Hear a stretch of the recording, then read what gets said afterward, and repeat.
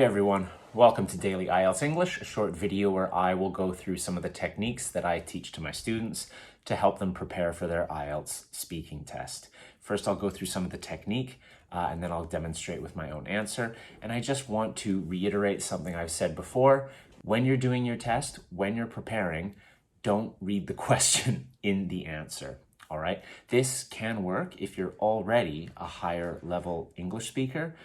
If you're at a 5, 5.5, 6, trying to get up to that 7, this is the advice that I would give.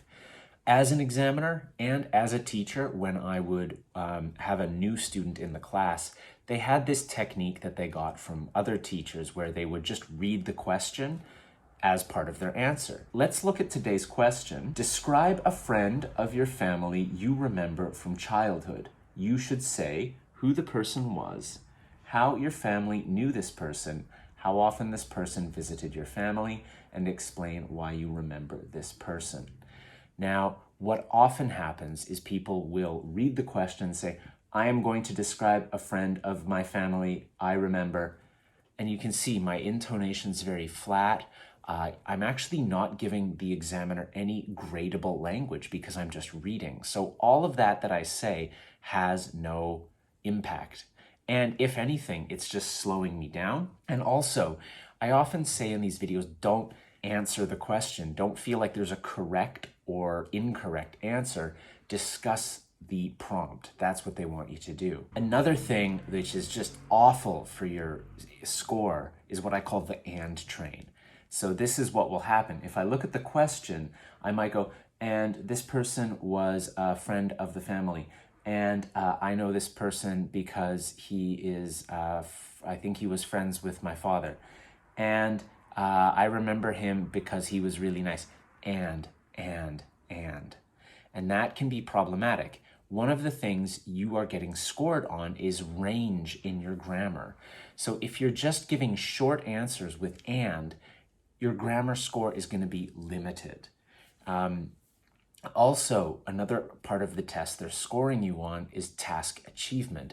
So that's how well you extend your ideas. If you just focus on extending your ideas, it's going to force you to use more language, more complex grammar, because you're looking at these more complicated ideas. So that's why I say be very careful about reading the question in your answer. It's possible that maybe by the end you're going to relax, or maybe by part 3 of the test you relax. As a teacher for a long time, as an examiner for 5 years, this didn't always happen. When I was a teacher, I would usually teach these techniques that I show in these videos, and then after like a few seconds, they're relaxed. They're not thinking about the test. They're just using their English, and that's really what you need to do. So today we'll review the very common part of the answer, the time intro.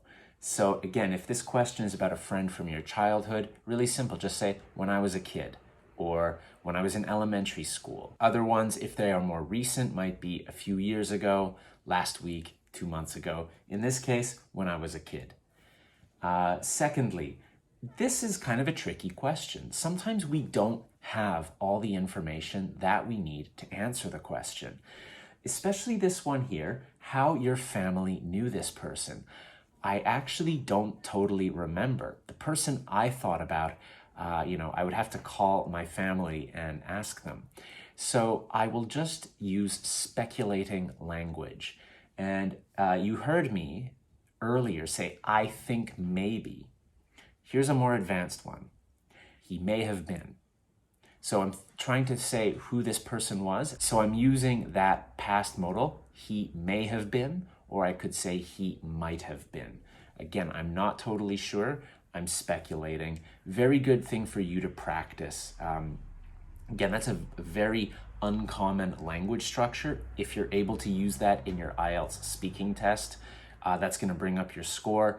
Even if you use it slightly wrong, it's probably going to help a little bit. Use it correctly, no problem, you've got that high score. All right, so I've got my timer set up. I'm going to give my answer to the question. Here it is again, just to remind you. Describe a friend of your family you remember from your childhood, who the person was, how your family knew this person, how often this person visited your family, and explain why you remember this person. Now, I'm just going to use these techniques. I may not, in fact, answer all of the questions in there, but as always, try to get to that last point, why you remember this person. All right, here we go. When I was a kid, I think a few times a year, maybe even once a month, or at least once every 2 months, my family and I, we would go and have dinner with another family. They were called the Neumüllers, and I remember specifically the father of the family, Dieter. And I'm not totally sure how exactly we knew Dieter. He may have been the father of my sister's friend from kindergarten and first grade. So that might be how they met my parents, Dieter and his wife. And he was the father. He ran a small business in the city, and he was just a really funny guy. And I think that's one of the things I really remember about him, was that here I was, a kid in Canada growing up, and he was actually a born German. So it was just, he had a very different sense of humor, and he had a very different way of making jokes. The tone of his voice when he told jokes was quite funny. And he would just see kind of the humor in situations a little bit differently. I think that's what really stuck out about him. And he was also really cool because I remember as I got older, I would go into the shop that he owned. He owned it was a sports memorabilia shop. So he would sell hats and t-shirts of sports teams. And I remember going in there when I was much older. And I think at that point, I hadn't seen him in a long time. And he was just really polite with me. He even, I think, gave me a bit of a discount, which I thought was really cool because it's a small business. So he was also, he was also very generous. So he had both a really interesting sense of humor and he was just a really kind guy.